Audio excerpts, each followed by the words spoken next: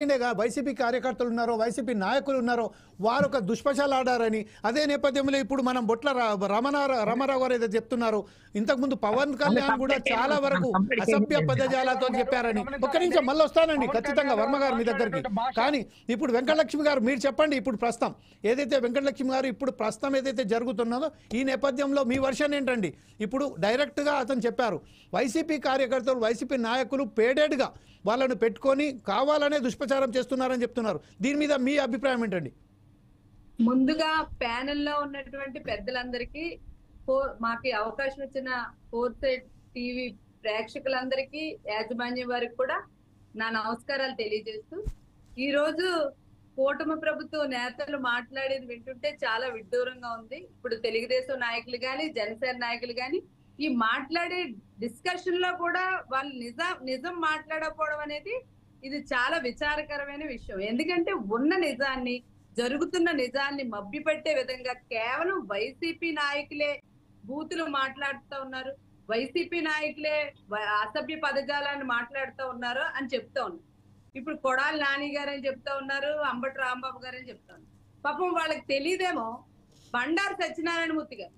election ముందు రోజా గారిని ఎంతో అసభ్యంగా మాట్లాడినటువంటి పరిస్థితులు ఉన్నాయి అలాగే అయ్యన్న పాత్రుడు గారు గవర్నమెంట్ వచ్చిన తర్వాత కూడా గవర్నమెంట్ ఆఫీసర్స్ ని తీవ్రమైనటువంటి అసభ్య పదజాలంతో దూషించినటువంటి పరిస్థితులు ఉన్నాయి జగన్మోహన్ రెడ్డి గారు ముఖ్యమంత్రిగా ఉన్నప్పుడు వాళ్ళ కుటుంబ సభ్యులు వాళ్ళ తల్లిని చెల్లిని భార్యను కూడా ఎంతో నీచాతి నీచంగా అవమానించినటువంటి పరిస్థితులు ఉన్నాయి ఇప్పుడు నేను చెప్పే పాయింట్ ఏంటంటే వైసీపీ వాళ్ళు మాట్లాడొచ్చా లేదంటే తెలుగుదేశం వాళ్ళు మాట్లాడొచ్చా బూత్ అనేది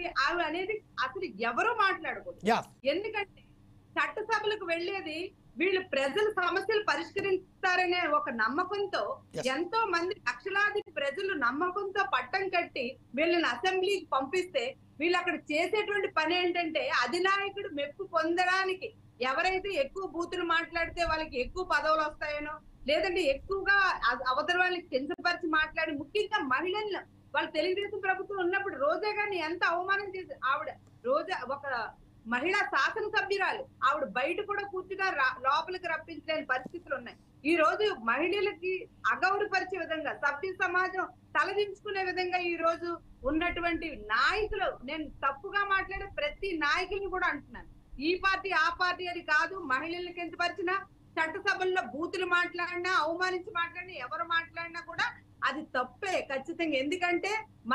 మన వ్యవస్థ బాగుపడాలంటే రాష్ట్రం బాగుపడాలంటే దేశం బాగుపడాలంటే కుటుంబాలు బాగుపడాలంటే వీళ్ళు చట్టసభలకు వెళ్ళి తిట్టుకోవాల్సింది వ్యక్తిగత దోషులు కాదు బూతులు కాదు ఇంకో విషయానికి వస్తే ఇప్పుడు కూటమి ప్రభుత్వం ఏదో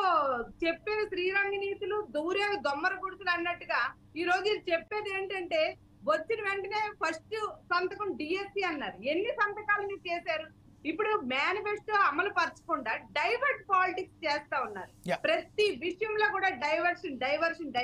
ఇదే విషయంపై సూర్యనారాయణ గారు మీరు ఎప్పుడు చెప్తున్నారు ఇప్పుడు మనకు వెంకటలక్ష్మి గారు చెప్పిన